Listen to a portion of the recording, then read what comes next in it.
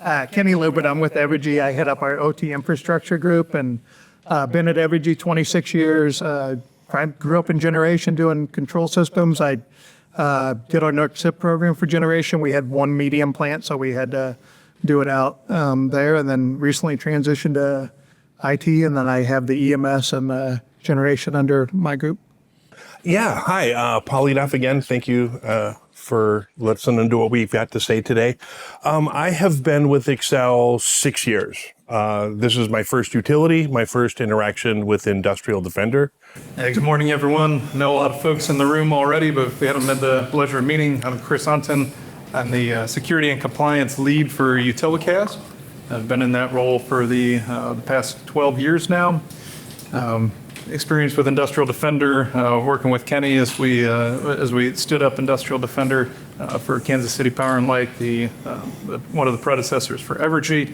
Helped kick off the ID users group, and so appreciate in advance all of your participation in coming up user groups as well. Prior to working for Utilicast, I worked for MISO in the compliance role as well as in the network operations center role, and prior to that worked for First Energy.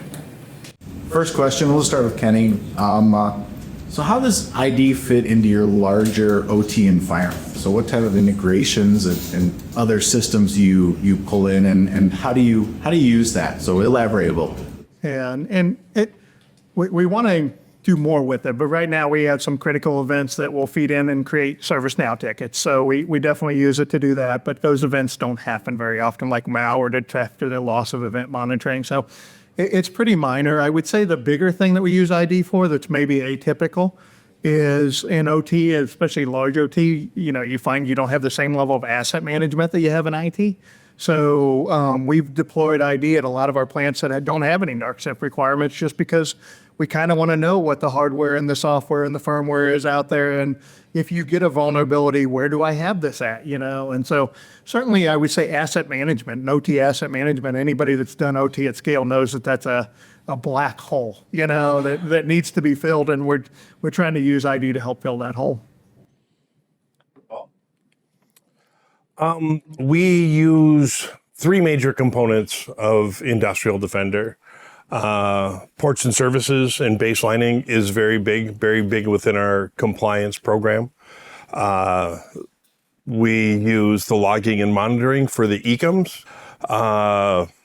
And then the network intrusion detection, we use that as well for listening and checking some snort rules.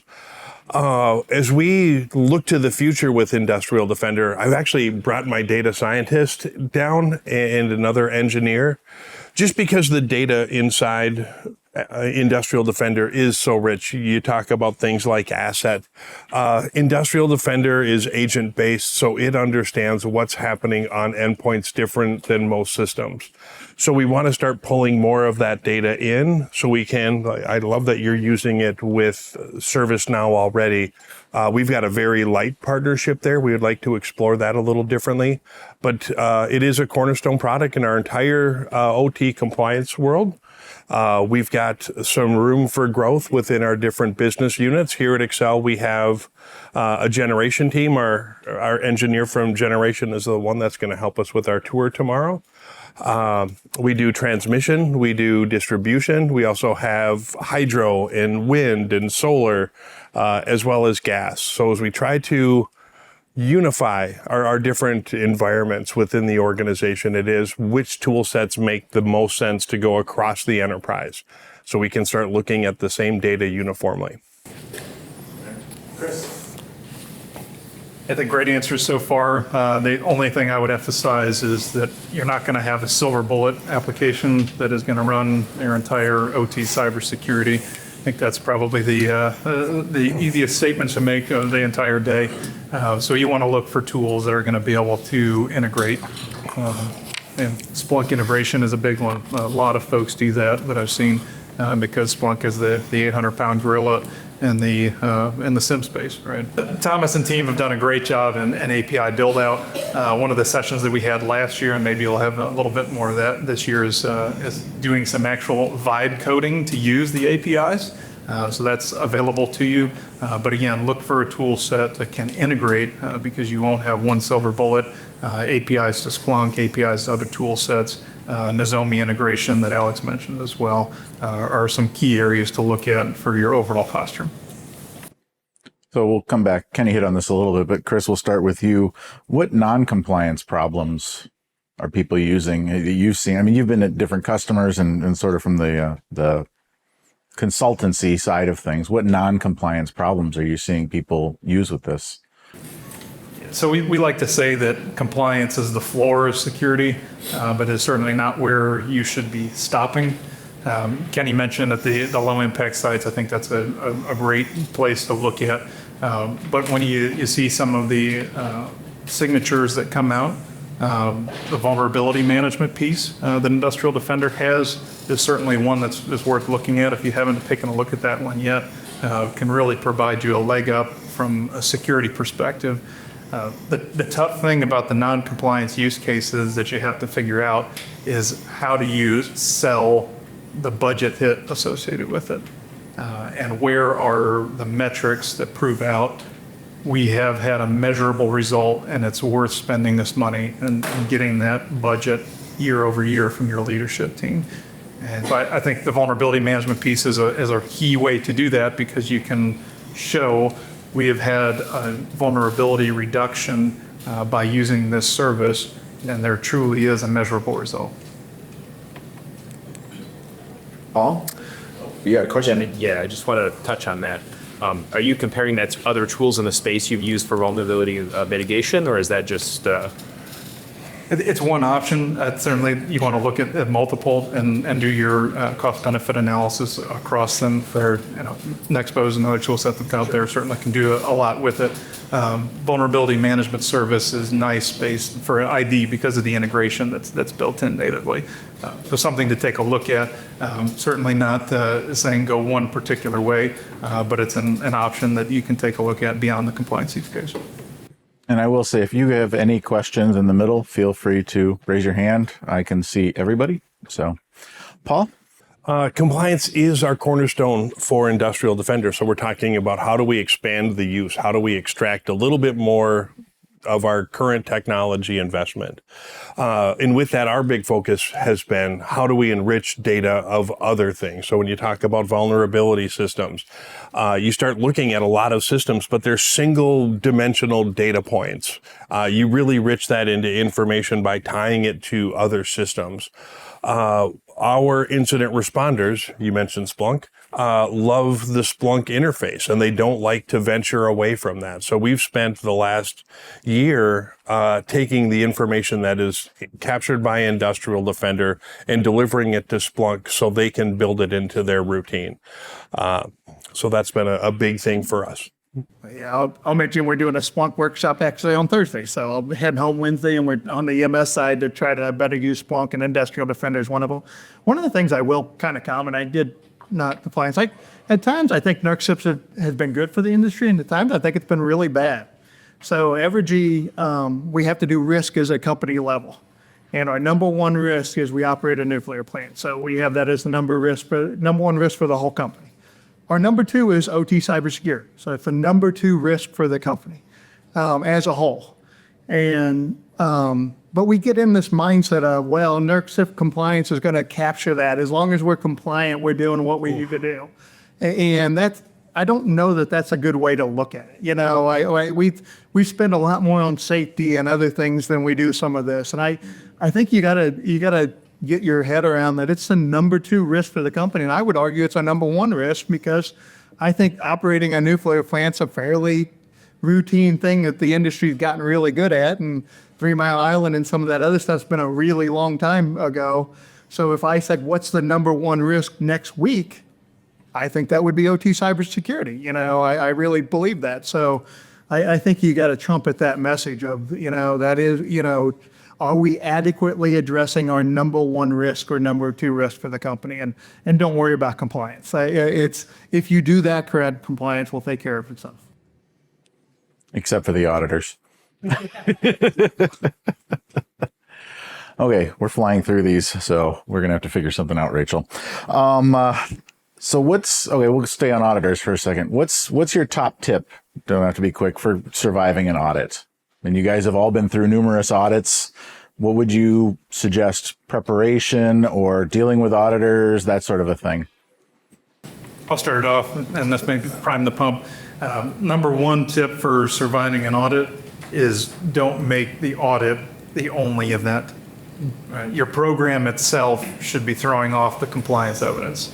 And a little primer for the talk later on today that I'll give about the language of auditors, and can certainly talk more about it there. But your program should not be an audit response program. That one is destined to fail. You really need to get the value out of your cybersecurity program every single day, not just once every 3 years. Chris, our auditors are in this building, just so you know. But we are reshaping our whole audit world exactly to step away from the model as you described, where compliance and audit was the driver, not security, not the end goal. Literally, what are we going to do next quarter?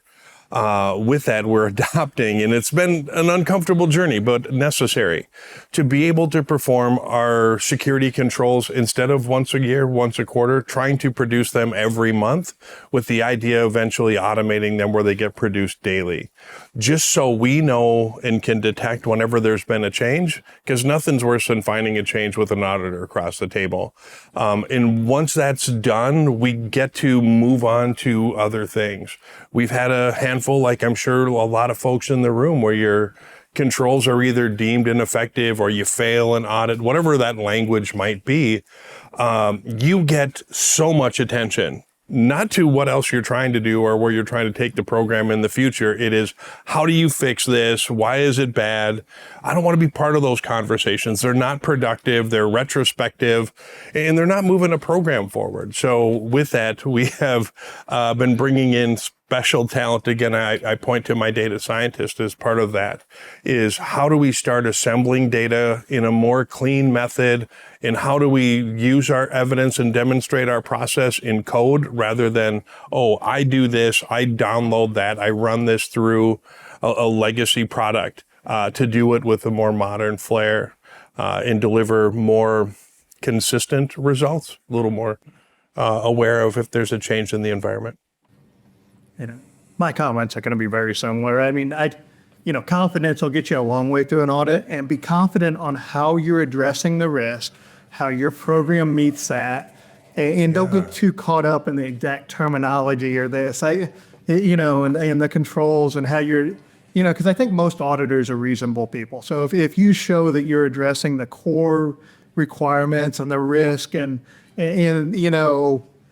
they generally will find a way to make sure you're okay. And, they're not looking to hurt you. They're looking to help you. So understand, what you're trying to achieve and how your program achieves that. And, be confident around that. And if there's a little gotcha here or there, just deal with it. It's not a big deal. I don't get too excited about audits. If you have a strong program, the audit will take care of itself. And if it finds something, then you deal with it. That's their job, is to help you, So I think we get too tied up into audits and concerned about that, not worried about day-to-day cybersecurity and how to keep the grid reliable. That needs to be your focus all day.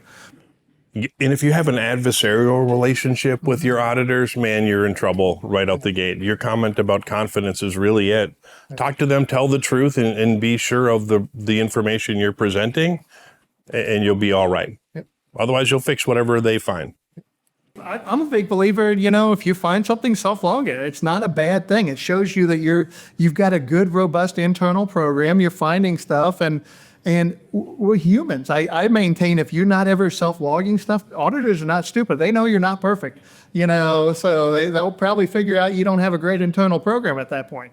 So I don't get excited about a self-log here and there where, we had a vendor come in and we didn't catch it, but we caught it that he messed up right after the fact, and we self-logged it, talked to him, make sure it won't happen again, So, have that robust internal program where people feel very able to say, "Hey, I messed up." If nobody's ever saying that at your company, somebody's lying, because that's just not the real world. There's too much happening out there. So this kind of goes along with this. A little bit more fun question though. So what's your craziest audit or ID related story? Did you find something you completely didn't unexpect, or did something go really sideways or weird with an auditor?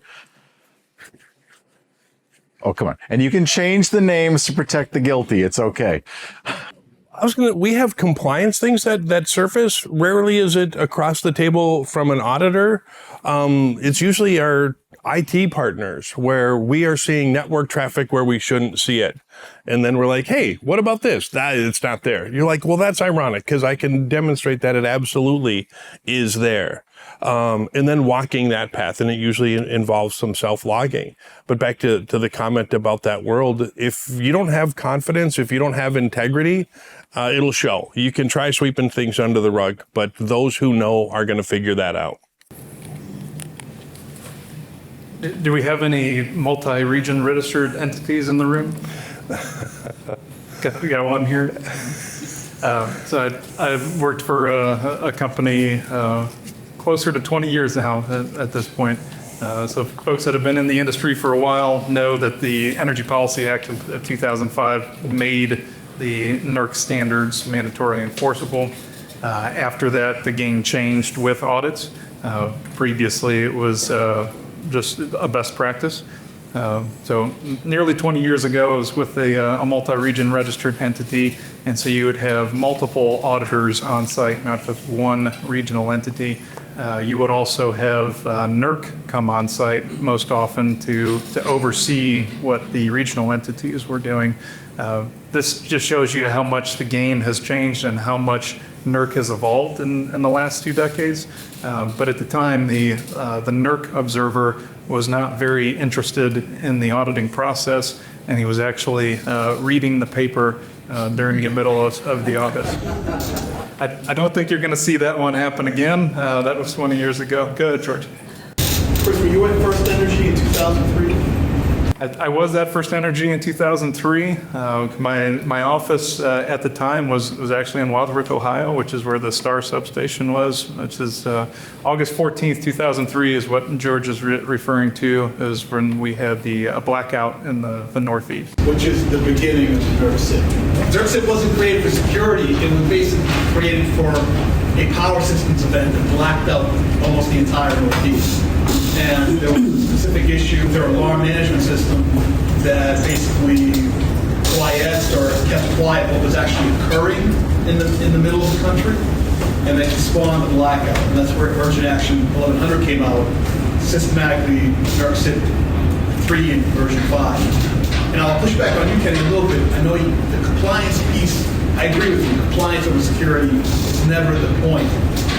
But NERC CIP was put in place to kind of elevate security, meaning they put people responsible, like they named the head of the VP of transmission as the head and responsible for NERC CIP compliance. And all of the subsequent regulatory requirements are there to kind of heighten your security game. If you're just looking at it specifically from a compliance standpoint, you're missing the forest through the trees or something. But if you're looking at it specifically to elevate your security process and the compliance of the secondary event, that's the whole point. That's my 2 cents. And just for the plausible deniability here, I was on a cruise boat in the Caribbean. Let's just get that clear. My dad was in the cabin next door, and he comes over and says, Chris, turn on the TV. You got a blackout in the Northeast. And I said, that's in New York. That's not our service territory. We got nothing to worry about. You want to say something, Kenny? There's times in audits I've had to use the thing where don't forget these are reliability standards. So they'll want you to do like point scanning in a DCS. And I'm like, yeah, no, our vendor said absolutely not, that it will impact our reliability of that system, and so I've definitely had to use that with auditors. Don't forget why we put these standards in place in the first place. It's to ensure reliability. So if you're asking me to do something that is inherently going to hurt that, I'm not going to do it. I don't, you can try to find me, you can do it, but I'm not going to hurt reliability to meet these standards. That makes no sense, so I definitely have had that discussion before. I won't name, anybody know Kevin Perry, SVP, old name, but he was kind of an early guy.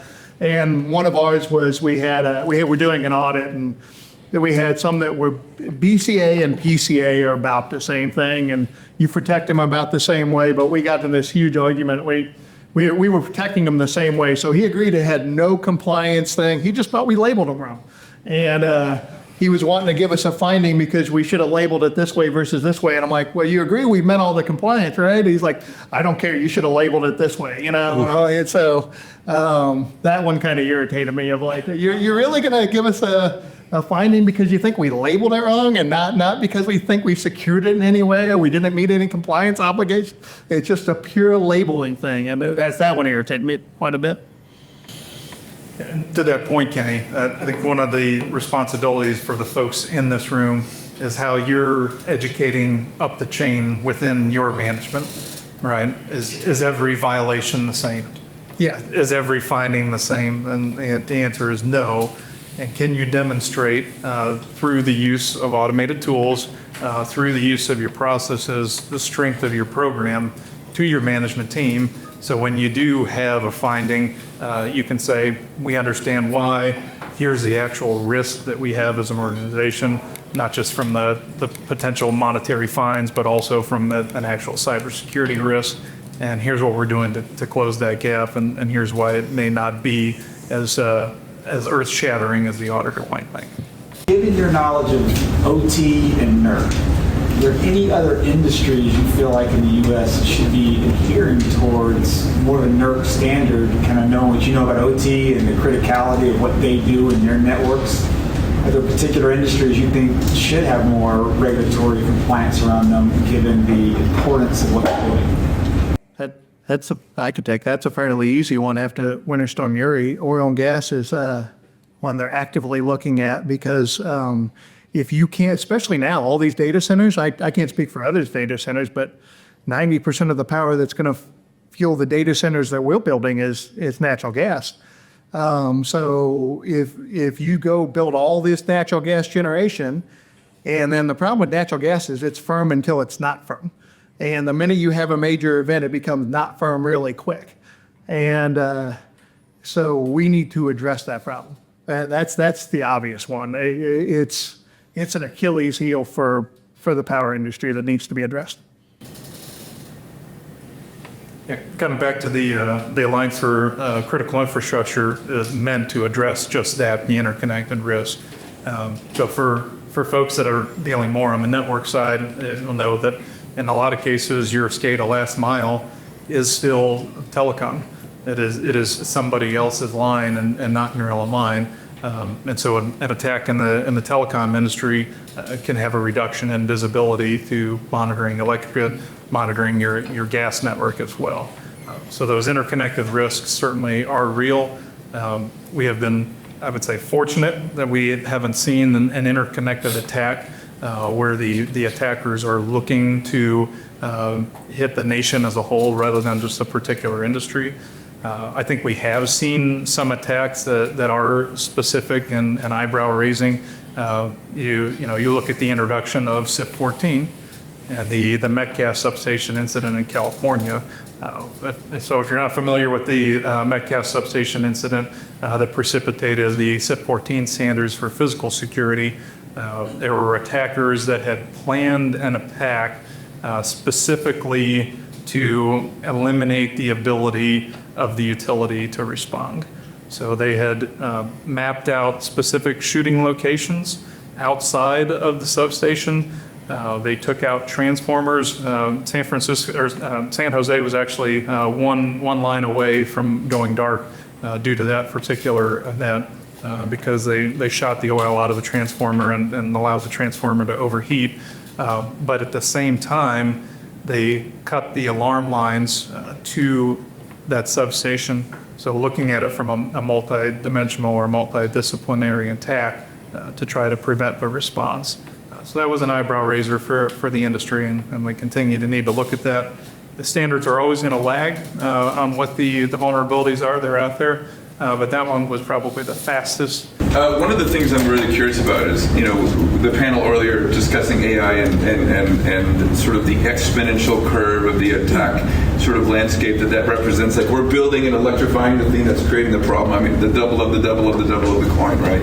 One of the things I imagine it's all happening is we're probably scaling and resourcing our organizations to deal with that problem along with the scale of that attack vector, right? I mean, this is sarcasm.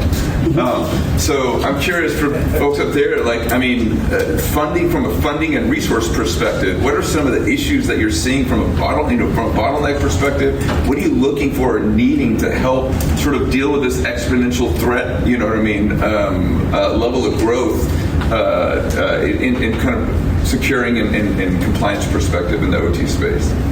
Man, there's a lot to unpack there, but great question, Jeremy. Yeah. One of the things, and we've had a couple hallway conversations with who lives in a region that is about to become data center. Construction is a big part of that.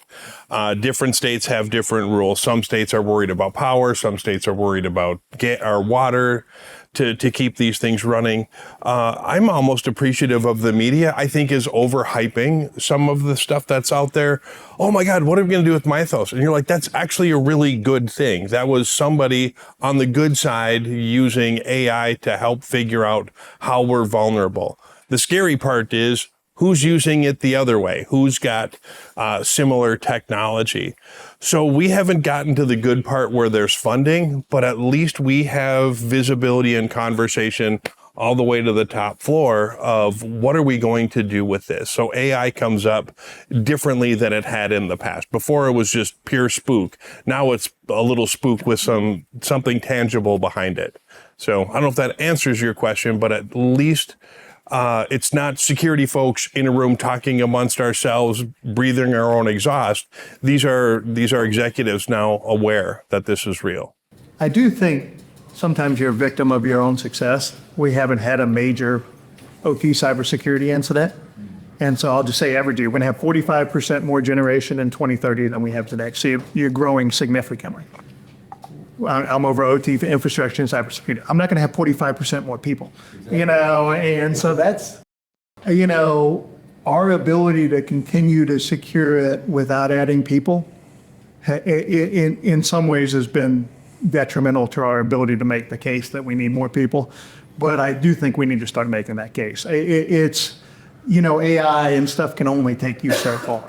You need people. And we need to start building up the industry again. And, there was a period, like I grew up in generation, that we were growing not at all or 1% a year. So we got this big gap where we just weren't hiring for 10 or 20 years. And we need to address that. We have 20 some interns coming in our group. I do think as leaders in the industry, you got to pound the table on people. We need more talent coming in the industry, and we're growing. Why would we not add more talent? But the executives gotten so familiar with not having to do it that they don't really want to accept that they need to do it. And I do think leaders in the industry need to pound the table. If you're taking on too much risk by not doing it. So that's something we need to do. We are aware we're not going to get the staffing. That just isn't going to happen, right? I think take your reality pill, realize what the world looks like. So we're actively trying to synthesize humans with AI. So how do you start automating the manual and the administrivia of your day and start saying, hey, we're not going to refill this administrator role. We are going to fill it in a developer capacity in the future. So our headcount is going to stay fairly level. The talent and salaries that need to step forward, just because we're going to start taking, again, some of the lighter talent roles and pushing those out of the organization. Had a great conversation before the day with George talking about the elderly folks as how slow they are to adopt. And if they didn't grab IT by the time they're 70, now that they're 90, they're just never going to catch up. That's my advice to the room. If you think AI is going away, you're going to be a 90-year-old not being able to figure out an iPad in a handful of years. Stay current, stay aware, continue to grow. The hard part is that learning curve is going to get steeper and shorter. So, does anyone use Cloudflare on the ring. Infrastructure as a service, software as a service. The CEO of Cloudflare just recently cut 20% of their staff. And he had a very interesting article in the Wall Street Journal and talking about why he was cutting staff by 20%. And he referred to Peter Drucker's management principles, and there's 3 categories of people. You have builders, you have sellers, and you have measurers. And in this room that we sit in here, I think most of us are gonna fit into that measurer bucket. And that's the exact bucket that the CEO of Cloudflare was going after. He said, AI could do a lot of this for you. Now, will we need 0 measurers? No. But we need the people that understand how to leverage the tool, because they're not going to get more staff. So can the folks in this room be the ones to take advantage of those AI tool sets, be more effective, be more productive, and really recognize that our role is as measurers within the company? How do we do that better, faster, and cheaper? I'm the only stubborn one that pushes back and says, maybe a little bit of staff, maybe not 45%, but maybe 10%. I still struggle to think that AI is going to, as you scale 50% up, going to allow you to not staff at all. I struggle with that. I think I'm not ready to pitch that to my executives that it's that good. I just am not. It hasn't proven, especially on the OT side, because of the disconnected portion. I don't want to accept that as a fact. I'm stubborn that way, but I don't want to accept that as a fact. Okay, I'll get you in just one second. I've got a question that's related to this. And so how are you guys, when you are allowed to hire, where are you hiring from? Where, I mean, besides just poaching off your competitors or other energy companies, how are you getting new talent? Are you looking for somebody from the IT one that's got interest? I mean, what are you guys doing when you're allowed to hire, or are you just not allowed to hire and therefore it hasn't been something you've been on your mind recently? It's the best time to hire for utility that I'd ever seen. So, and the reason I say that is all the vendors, the software companies, everybody's not really hiring. I got a 4.0 out of Arkansas with an OT background into multiple projects. And we have he's a May grad that I have on an internship that we're going to hire him at the end of the summer if it works out.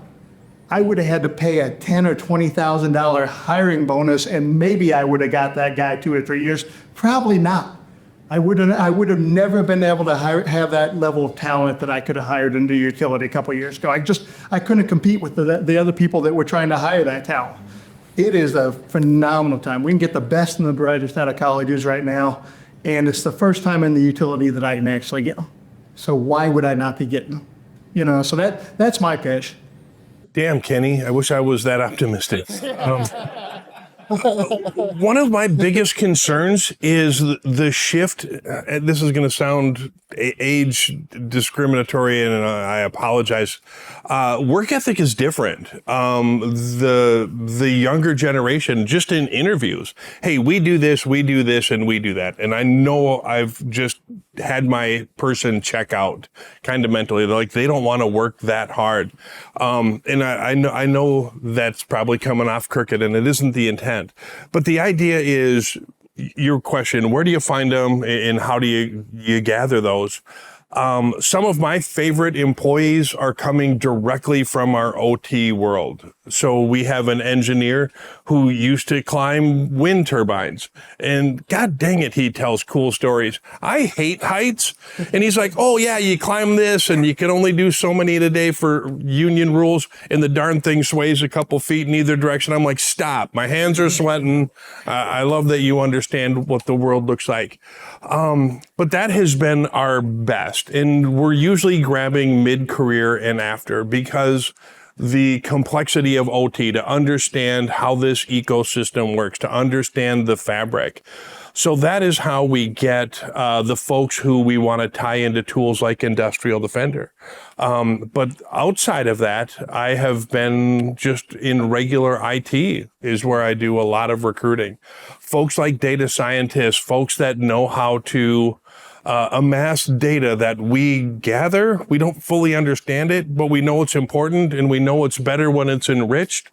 So being able to draw data out of multiple systems and tie it together helps. It also helps when we can surface data. Just because I get it in Industrial Defender, I don't want to have to explain to somebody, this is what this dashboard means. I want to put it in a way that it gets presented, that they can self-serve. I want them to be able to double click on what captures their attention and hopefully get them to find their own answer. So I don't know if I really answer that, but it is just different. In this room yesterday, I'm just going to completely jump the tracks, was the intern class of 2026. And it was fantastic. The room was packed. And they were young. So talk about graying? No. Just early, very early adults, but they were excited. So I love wherever they're going to go in the company. I think that's great because we do need another generation behind us to pull along. With that, I'll stop talking. Chris? I think I've seen clients be most successful when they're willing to bring someone that doesn't have experience into the organization and train them and mentor them over a period of time. So Hervey talked earlier about who his mentors were. Like for folks in this room, you have the opportunity to be a mentor because you already have the experience in the product. I've had clients approach me and say, hey, we need a compliance analyst. We're not looking for consulting help. We're looking for somebody full-time. Can you find them for me? And the answer is they're probably already happily employed somewhere else if you're looking for them tomorrow. What you need to be able to do is commit to that long-term hire, someone that doesn't have the experience, but the attitude and aptitude more than make up for the experience. You got to change the mindset a little bit though, because you got to be willing to take that intern. You got to be willing to take that 2 to 3 year period before that person is going to become expert in the subject that you're trying to get them to be expert in. But as the clients I've seen be most successful are the ones that are willing to grow themselves.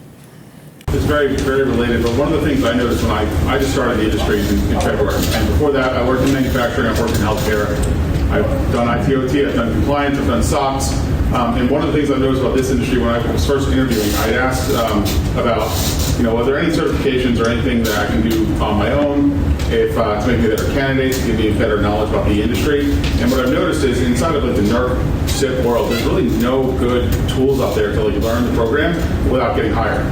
And if you wanted to go and become an ISO 27001 auditor, if you want to go do something like that, there's a lot of programs out there that you can get into.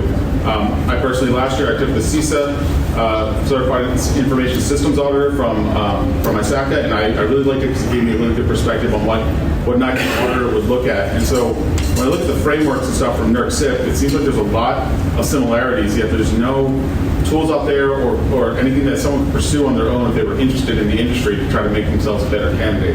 Have you guys ever considered things like that? Has anyone in here ever, this might even just be for the wider room, but are there anything in that direction to help people better understand the industry without having to actually be in it? For example, I didn't know what SCADA devices were. I didn't know what DPUs were. I never worked with these types of equipment before. And so I'm trying to learn it all on the job. And if I could have, I would have tried to get some light work in ahead of time, give the opportunity, but it just doesn't seem like it's out there, and the industry hasn't really created that opportunity. I think there was an available course. It's SANS ICS 310, and it does delve into the fundamentals of OTIT and critical infrastructure. The jump up from that would be ICS 456, I believe, which jumps into NERC CIP items and complaints. And I think and I completely agree, right? When it comes to entering into this field and how do we ensure some of our candidates and these professionals in this field are ready to take on some of the work and the emerging threats that are coming up. One of the things I noticed is exactly that. You don't really get the experience nor the training without having the secured position of somebody who's willing to pay that $7,000 gate. You know, it's kind of like a gate kept way of, hey, I can't really get this at $7 grand, but if I go to an employer and hopefully I get hired with almost no experience in this and no certification, and then get it, then, you know, it kind of goes, then it falls into the line of, hey, I'm, you know, growing my own talent, but then how do you know, what is that talent? How do you identify what that talent is or what it could be? 25 years ago, I started my career. I was a huge certification guy. You know, let's get that CCNA, let's get that CCNP, and let's be that marketable candidate for an employer. Over time, as I grew in my career, and then when I got into management, I become less and less a certification guy, and even more specifically, less about individual industry certifications. So, you know, if you want to be a generalist for cybersecurity, you can go get your CISSP if you want to. Do you need it? I would venture to say I'm looking for the candidate, if I'm a hiring manager, that not only can work on the technologies of today, but is going to be a good team member, have good interpersonal communication skills, be willing to learn and adapt, because CIP 15 is coming next. And then what's after CIP 15, CIP 16, who knows what happens to industry regulations after that. And do you want a person that is super technical about this one particular area now? Or do you want somebody who's going to be able to learn and grow and adapt, because we're on the front end of the AI curve? I think we have the general understanding that AI will be here to stay. We heard that on the previous panel. But what does that look like 5 years from now? That may be very, very different from what we know as AI today. I really love candidates. Ooh, that came in hot. I love candidates that have a diversity of technology. Moving, I've been in the public sector, I've been in financial services, and moving from company to company, it's usually, oh, this company's Palo Alto, this company's Checkpoint. But when you go to OT, the whole darn thing changes. The entire protocol stack changes. The language changes. It's such a big leap. At least it was for me. Be diverse in your technology and give a damn. If somebody truly cares about their teammates and wants to move a program forward, we can teach them the tech. I can't teach people to care. So coming in with a rich concern about moving the whole darn program forward, sold. I'm going to kind of second that comment. When I look at people that I hire, I have one thing that I look for. What are they going to be doing when I'm not watching?